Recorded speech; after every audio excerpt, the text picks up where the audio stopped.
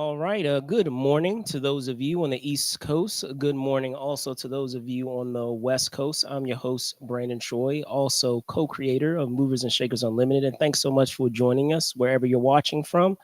As you well know, we have a terrific show on tap for you guys. So without further ado, let's dive right into the topic today as well as our guests. All right. Um, just a little bit about Annapolis Comic Con. It started in 2011. It's a one-day show that functions as a celebration of comics, toys, TV, film, art, cosplay, games, and all things nerdy. Currently, it takes place at the uh, Byzantium Center in Annapolis. And just to, you know, dive right into our said guests, starting their career working in a comic shop as a teenager and later as a comic seller of back issues not too long afterwards. Our guest today would evolve that career into becoming one of the most accomplished pop culture showrunners in the last 10 plus years, having either founded or co founded a variety of pop culture shows such as just mentioned Annapolis Comic Con, Southern Maryland Comic Con, Awesome Con, Des Moines Comic Con, Twin Cities Comic Con, and Alaska Comic Con. However, today we will be talking his first con. That is, of course, Annapolis Comic Con. It is my pleasure to welcome back friend to the show, Mr. Ben Penrod. Let me see if I can get him on now. Hello, Ben. What's going on, man? Hey, not too much, man. Thanks for having me on. Absolutely, absolutely. So, just to dive in, I always it's always fun to catch up with you and to always start off by, I guess you could say, checking in. So, how are things? It always seems Yeah, frantic all the time, but in a good way. yeah, things are pretty good. Just very busy right now. Yeah. I have too many shows that I'm working on, but we just did the Annapolis last weekend, and it was pretty awesome. It was pretty awesome. It was a fun time. It's that's probably the smallest show we run, and it's just a good time. It's a fun thing for people to come out. It's not a huge deal, and everybody who comes out has a pretty good time, and it's not, it's just not meant to be anything like crazy. It's just a fun day. Yeah, absolutely, absolutely. So, just to dive right into the show in and of itself, as I mentioned at the top, it is uh your first Comic Con. So, just an idea of your first, so to speak, and of that diving into that undertaking.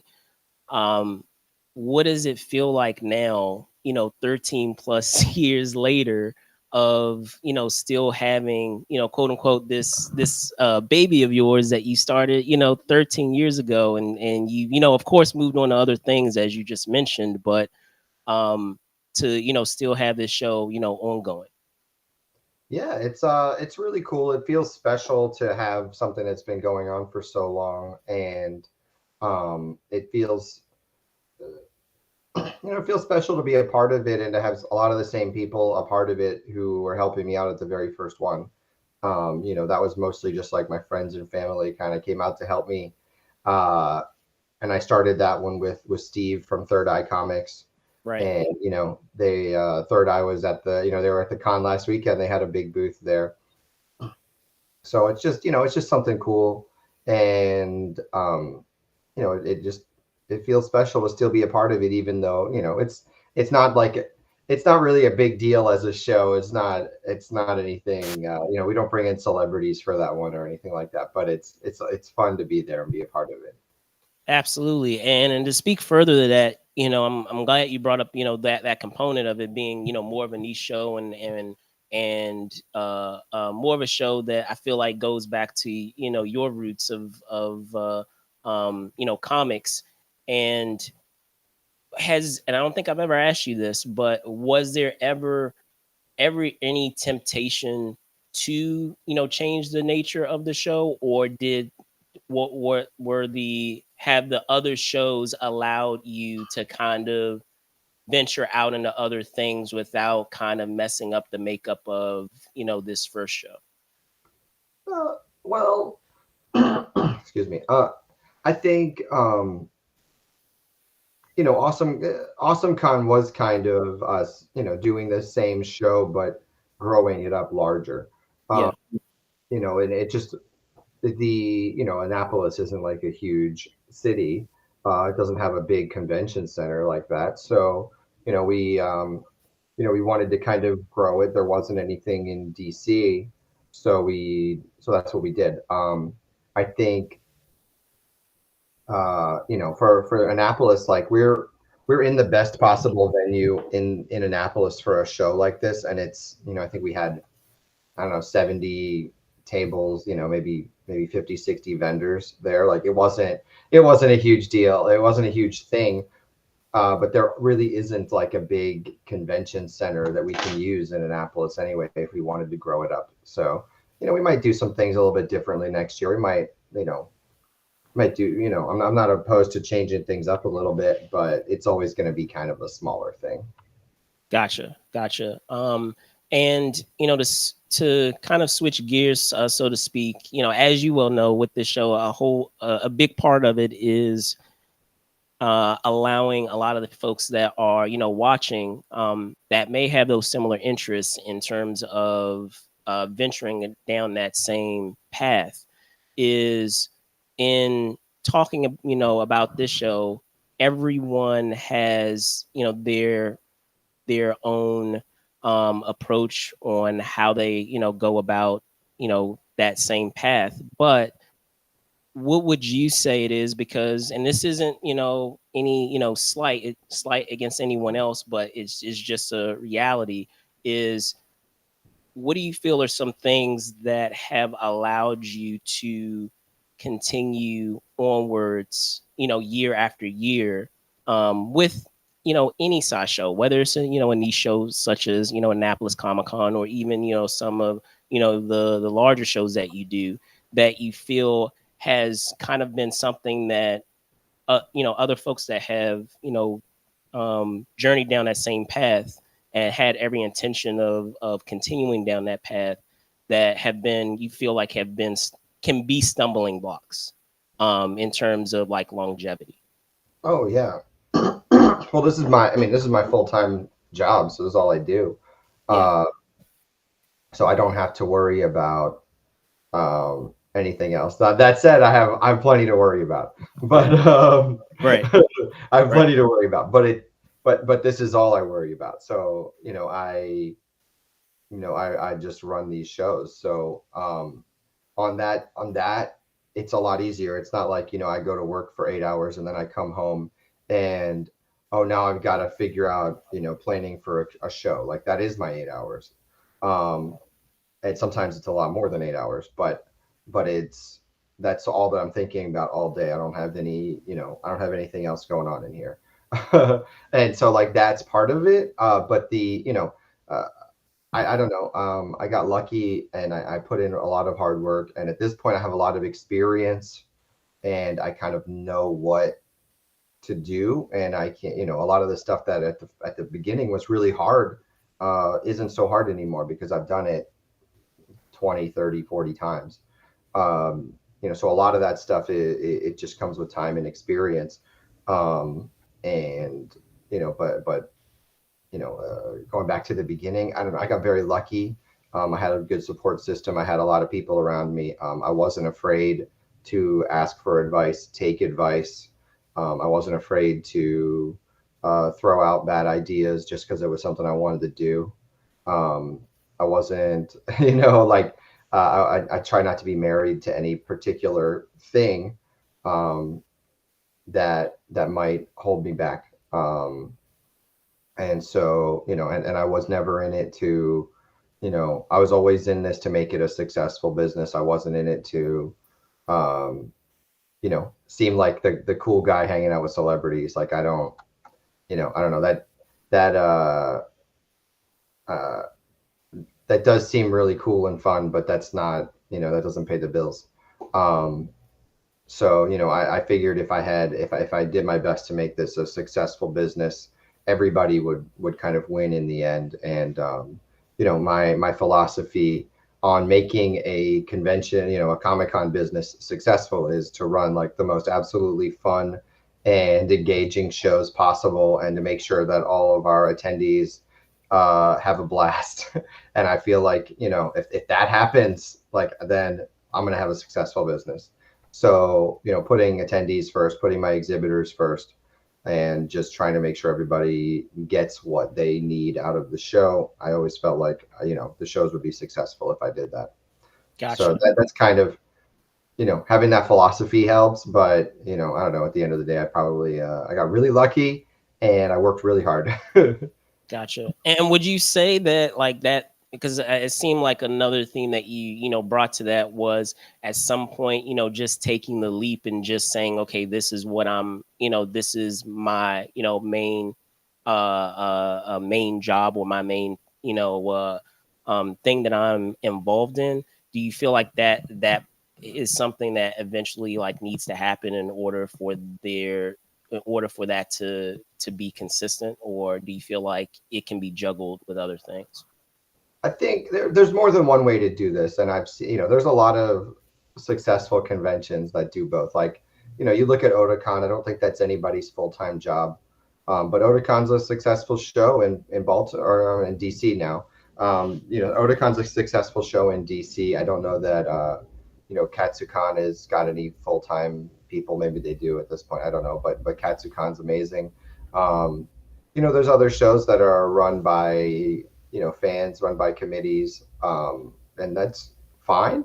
But it's tough to grow something quickly that way, and it's tough to run it as a business that way, because you're having so much turnover. You have people who can't give you enough time, um, and so that's when you see like hiccups, and you see like reg issues, exhibitor issues, and things like that. That's what that comes from.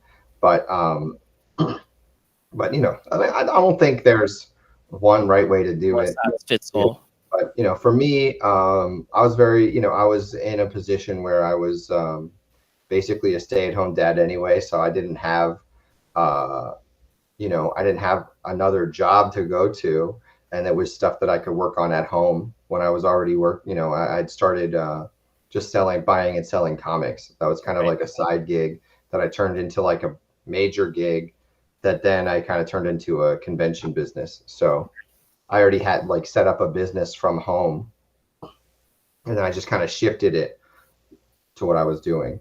So I was able to make that work in a real creative way. But I get not everybody can do that.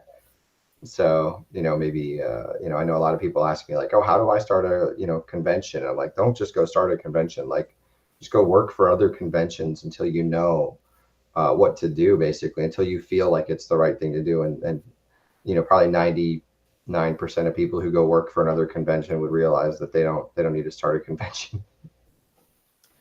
And I'm glad you brought that up. Is and speaking of that, in being a part of other conventions, and maybe the pathway was different from you because again, I don't believe I've actually dived as deep in asking is are there like certain ones that you would say you know have were really pivotal in that development before starting Annapolis Comic Con? Maybe being head of volunteers or some certain departments that have been very key, or have you had a chance to kind of get a feel and be in all types of roles? So like overall together they were helpful, or maybe there were just certain ones that were more helpful than others. Yeah, so I had not actually worked on a con before I started on Annapolis. I had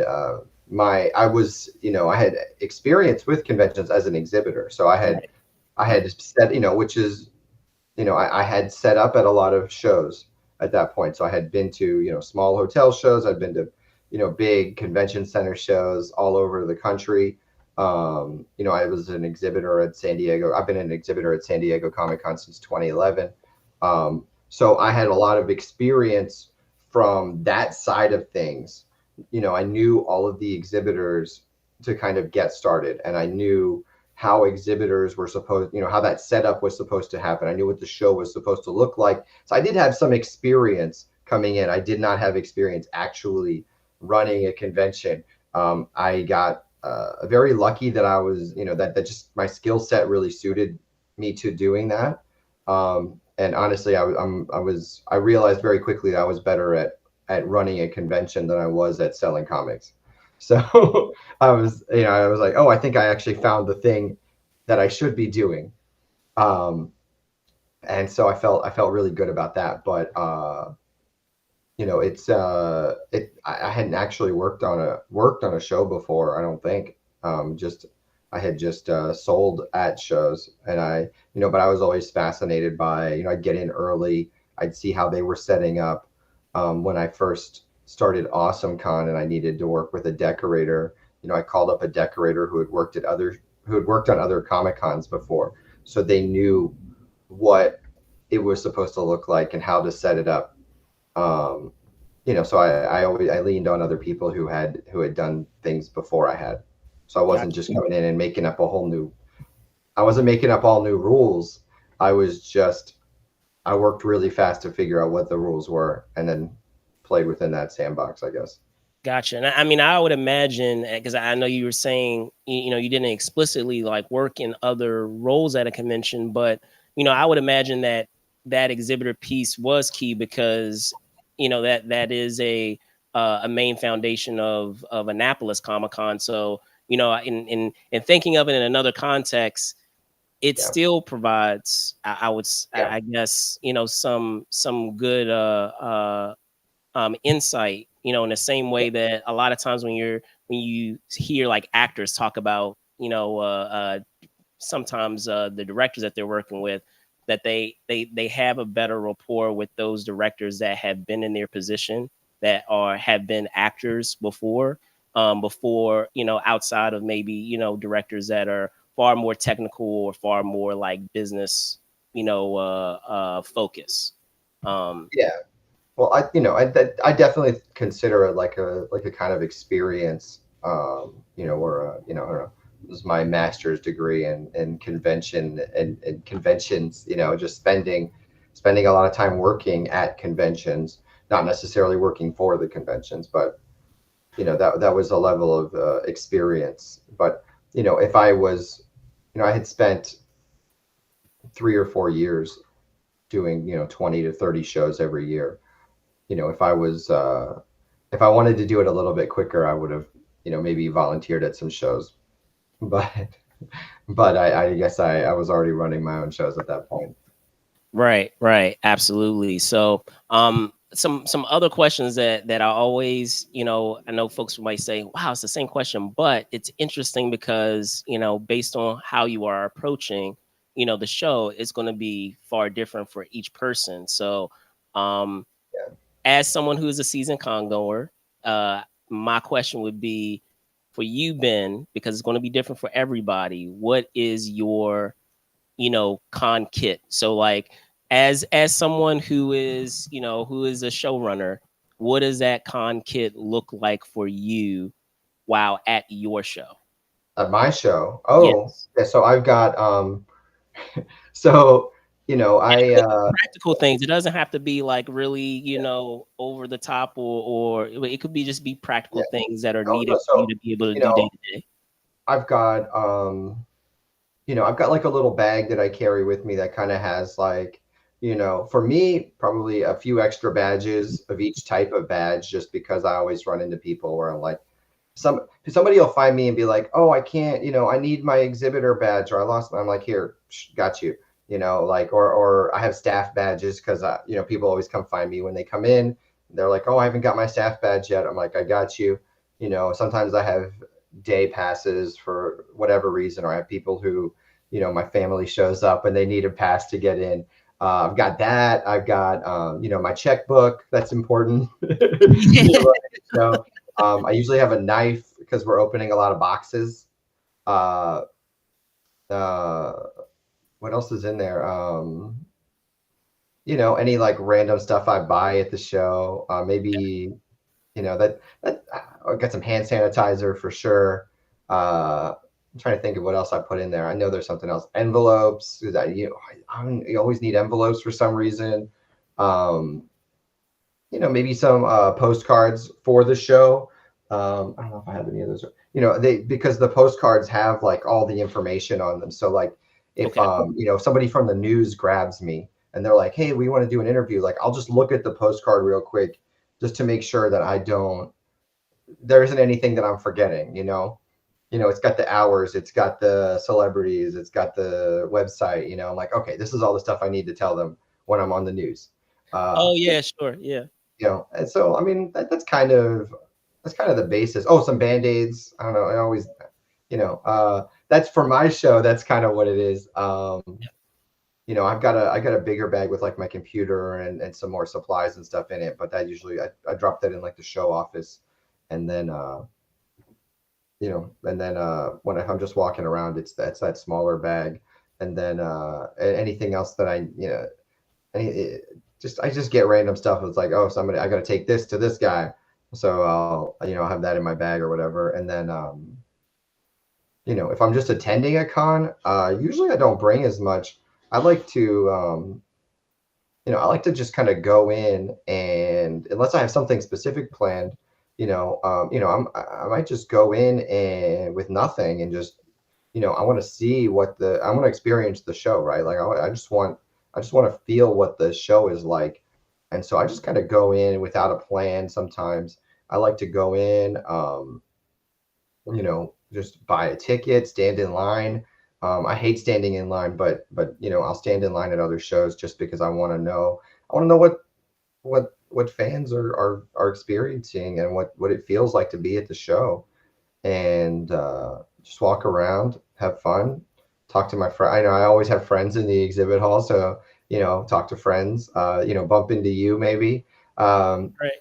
I just like to have a good time, and not worry about it too much. Gotcha, gotcha. When there's time, right? Because there never Yes. seems to be enough time. Yeah. But and speaking further to that, I feel like that's a terrific segue into going into just that idea of feeding, your inner fan, right? So, in speaking to that, and then I guess it kind of plays off of the prior question of your con kit is at if you are the showrunner of a given show and you're there at your show, I'm assuming even being a fan of many of the things that are at your show, that plays a lot differently if you are there running the show versus being able to have the luxury of just enjoying it. So, um, what does that look like of trying to do that? Because sometimes I've had other folks on the show, and this has been fascinating too. How sometimes like they will put in things, and this is going into the business side, but they will put in things with their contract, and they mention this a lot of times, like if they're in a certain place venue where the con is located, like they'll have it included, like, yeah, I would like to also try to see if I can get a tour of such and such, or oh, I hear that this person is going to be here along with the at the con with me. Is there any way that we can set up a time where I can meet them briefly? So like, what does that look like for you? Because I know you still like do photos with a lot of the guests, but like, is that something where, it's you have it kind of included and it's like complimentary, or do you still go through that entire process as well? I'm just curious. I've always been, wondering about that.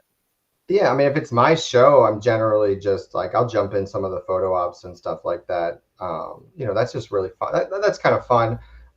At my show specifically, I don't generally have a lot to do, because if I planned it right, if there's a reason I'm working, 18, 20-hour days You're just leading putting out up small to show. fires here and there once you're there, but not Once major. I'm there, if if I was like, oh hey, I'm gonna run Reg, right? Well, then I'd stuck at Reg all day, and so if something comes up and they need me, well, who's at Reg? So or who's taking care of that thing where they need me. So I can't be tied down to one place. It's just not gonna work. And so I have to plan for that. And so generally, if the show's going well, like trying to think, like we'll be in Des Moines next month. Des Moines Con, you know, eh, knock on wood, that show runs really smooth. It's really fun. Um, but generally at that show, things just kind of go as planned. Maybe something here or there pops up, or, somebody needs me for something, but really I'm just gonna be walking around, hanging, talking to exhibitors. They'll either be like saying, "Hey Ben, good job," or they'll be yelling at me because they're not making enough money. That's kind of the that's my job at the show. And I just kind of walk around, make sure everything's going right. Get ideas for next year, talk to people, see how they're doing on the show, see how much they like it. But I shouldn't have a whole lot to do at the show if I've planned it right. When we were at Annapolis last weekend, like I really didn't do anything, man. I was just hung out. I talked to people. Um, I talked to some folks about some stuff I have coming up that I needed to talk to them about. That was good. But that show's real easy. I didn't really do too much at the show. I just had a good time. And if I'm lucky and I've done all my work leading up to it, that's kind of how the show should be. As far as like getting, photo ops, I think that's just it's cool, it's fun, but I also think it's I want people to see that, that's an awesome part of the show is going getting photo ops or meeting celebrities or whatever.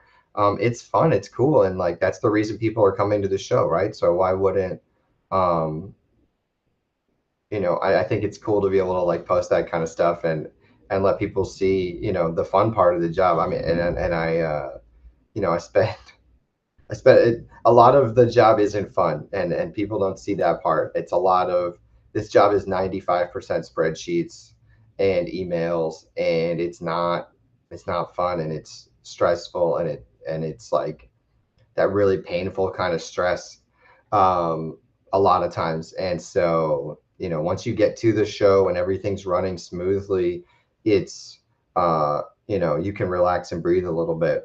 And then once, that's when I really enjoy it, is when we're actually at the show and theoretically, fingers crossed, things are running smoothly. I Oh, was saying it's always fascinating because a lot of times, you'll hear folks say, "Oh, I'm able to breathe the second to the last day of the show." If it's like a 3-day show, like I can breathe that Saturday night because it's only just Sunday left.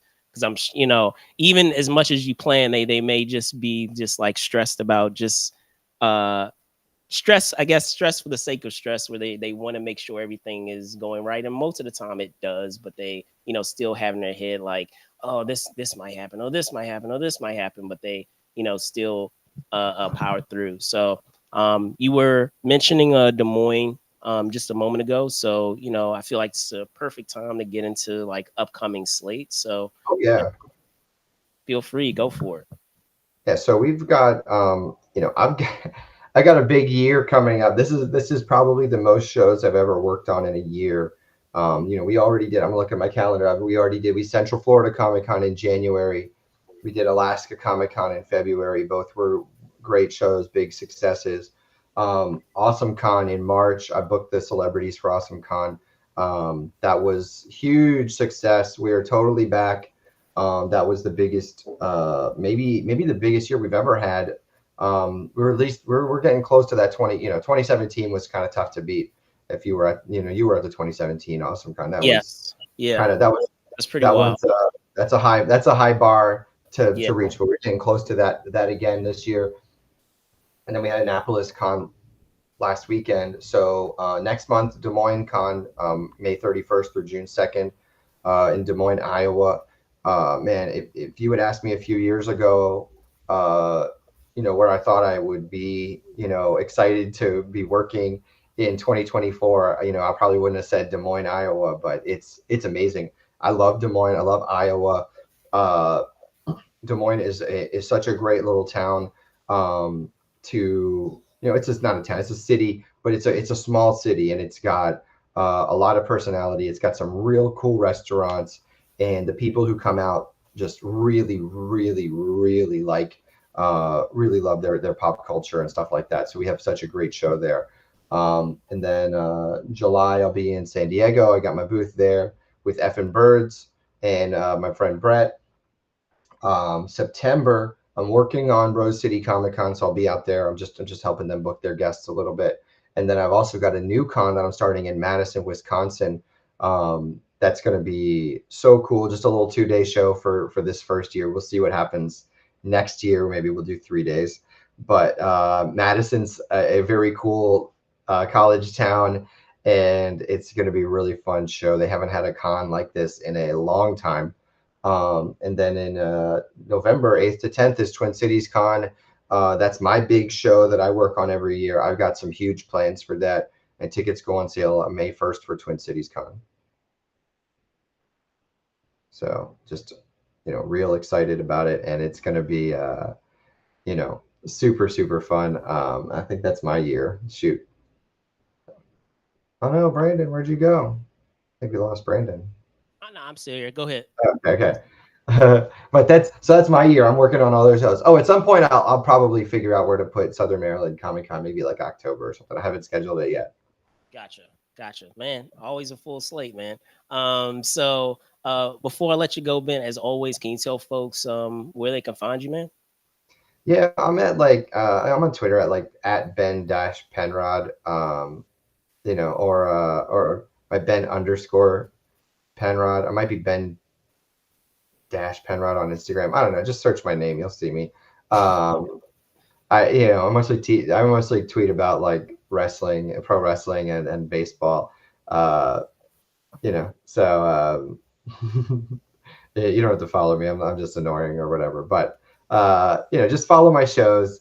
I'm all over the country.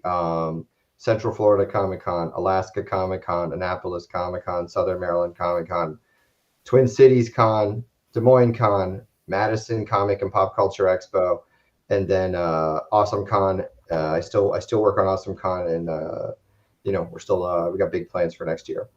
Cool. Awesome.